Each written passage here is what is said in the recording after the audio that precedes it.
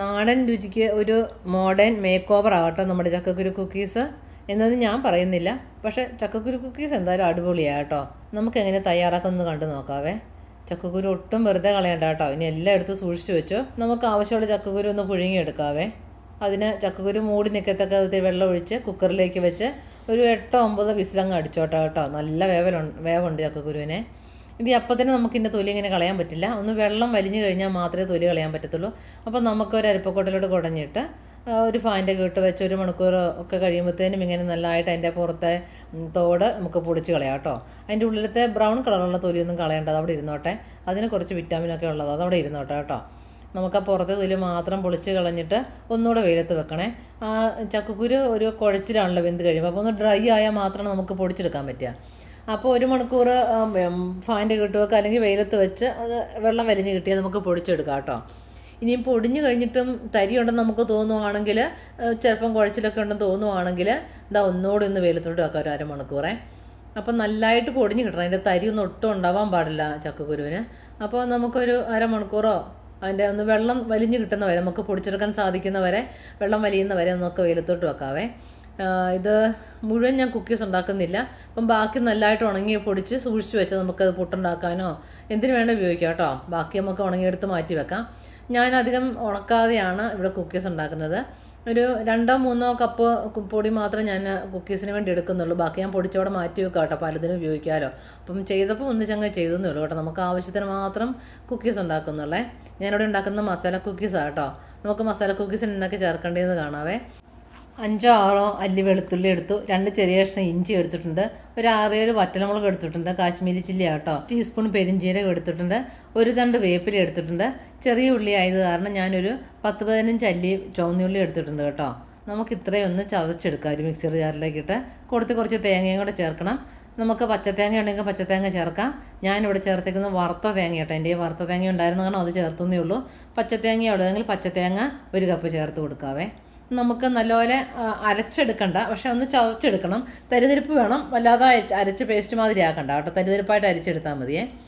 അപ്പോൾ നമ്മുടെ കുക്കീസ് ഉണ്ടാക്കാൻ തുടങ്ങാം. അതിനുവേണ്ടി ബട്ടർ ആദ്യം ഇട്ട് കൊടുക്കാം.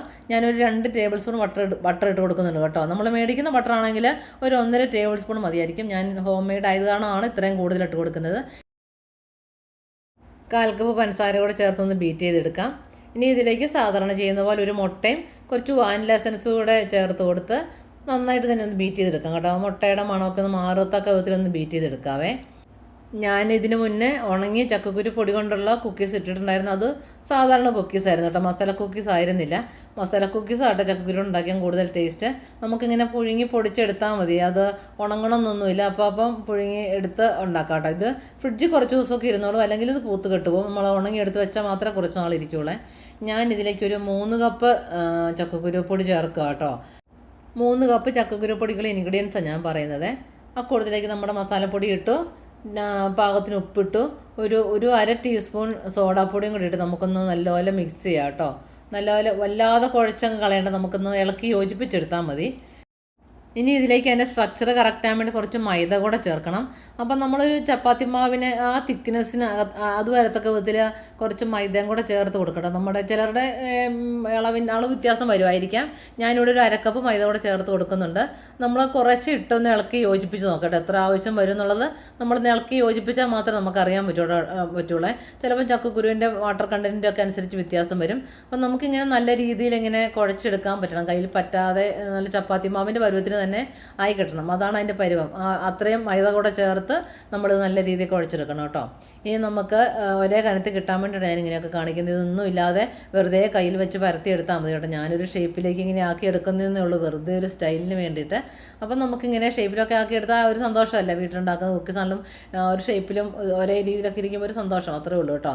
ഇത് വെറുതെ കയ്യിലോട്ട് ഒരേ വലുപ്പത്തിൽ ഉരുട്ടി ഒന്ന് പരത്തിയെടുത്ത് കുക്കീസാക്കി എടുത്താൽ മതിയേ. അപ്പോൾ എന്തായാലും ഞാനിങ്ങനെയൊക്കെ ഒരു ആക്രമം കാണിച്ചെടുക്കുന്നുണ്ട്. അപ്പം ഇനി നമുക്കിതെല്ലാം ഒന്ന് മാറ്റിയെടുക്കാം. ഇനി നമുക്കിത് ബേക്ക് ചെയ്തെടുക്കണം. അത് ഓവൻ്റെ അകത്തോ എയർ ഫ്രയറിൻ്റെ അകത്തോ ഇനി സ്റ്റൗവേ വെച്ചോ എങ്ങനെ വേണേൽ ഇത് കുക്കീസ് ആക്കി എടുക്കാം കേട്ടോ. പിന്നെ ഒരു കാര്യം, ചക്കക്കുരു അത് കാരണം കുറച്ച് കൂടുതൽ സമയം എടുക്കും. ഇത് സാധാരണതിനെക്കാട്ടിലും ഒരു 10-15 മിനിറ്റ് കൂടുതൽ എടുക്കും ഡ്രൈ ആയി വരാനായിട്ട്. അതേ ഉള്ളൂ കേട്ടോ കുഴപ്പം. എന്തായാലും ഇത് ചക്കക്കുരു ആവുന്ന പോലും തോന്നുന്നില്ല കേട്ടോ ആക്കി കഴിഞ്ഞ് കഴിഞ്ഞാൽ. നല്ല സാധാരണ ബിസ്ക്കറ്റ് പോലെ പൊടിഞ്ഞിരിക്കും. ഈ മസാലയും എരിവെല്ലാം കൂടെ ചേർക്കുന്നതാണ് നല്ല ടേസ്റ്റ് കേട്ടോ. ഐതിഹ്യമുള്ള രുചിക്ക് ഒരു മോഡേൺ ടച്ച് എന്നൊക്കെ ഈ ബിസ്ക്കറ്റിനെ കുറിച്ച് നമുക്ക് കളിയാക്കി പറയാം. അതൊന്നും അല്ല കേട്ടോ, ഇത് ശരിക്കും രുചി തന്നെയാണ്. ഇനി നമ്മുടെ കുക്കീസൊക്കെ റെഡിയാക്കി കഴിഞ്ഞാൽ ഞാനിവിടെ സ്റ്റീൽ പ്ലേറ്റിലേക്ക് വെച്ചാൽ കേട്ടോ ബേക്ക് ചെയ്യുന്നത്. അപ്പോൾ നമുക്ക് ആ ഒരു പ്ലേറ്റിലേക്ക് നിരത്തി വെച്ച് അതിൻ്റെ മുകളിലേക്ക് ഒന്നെങ്കിൽ മുട്ട തേച്ച് കൊടുക്കാം, അല്ലെങ്കിൽ ബട്ടർ തേച്ച് കൊടുക്കാവേ. ഞാനിവിടെ ബട്ടർ തേച്ച് കൊടുക്കുന്നത്, അല്ലെങ്കിൽ മുട്ട നല്ലപോലെ പതപ്പിച്ചിട്ട് ഒന്ന് തേച്ച് കൊടുക്കാം. ഇത് വേണ്ട ചെയ്യാം, നമ്മുടെ ഇഷ്ടം അനുസരിച്ച് ചെയ്യാം കേട്ടോ. അപ്പം ഞാനിവിടെ ബട്ടർ തേച്ച് കൊടുത്തിട്ട് ഓവൻ്റകത്ത് വെക്കുക കേട്ടോ. നമുക്ക് എയർ ഫ്രയർ ഉള്ളവർക്ക് അതിനകത്ത് വെക്കാം.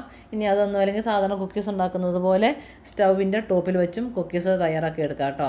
ഇതിന് കുറച്ച് കൂടുതൽ സമയം പിടിക്കുമെന്ന് ഞാൻ പറഞ്ഞല്ലോ. ഞാൻ 150 ഡിഗ്രി സെൽഷ്യസിൽ 1 മണിക്കൂറോളം എടുത്തു ഇതൊന്ന് കുക്കായി വരാനായിട്ട്. അപ്പം സ്റ്റൗവിൻ്റെ മേലാകുമ്പോൾ കുറച്ചുകൂടി സമയം എടുക്കുമായിരിക്കും. എല്ലാവരും ഒന്ന് ട്രൈ ചെയ്ത് നോക്കണം കേട്ടോ. Thank you.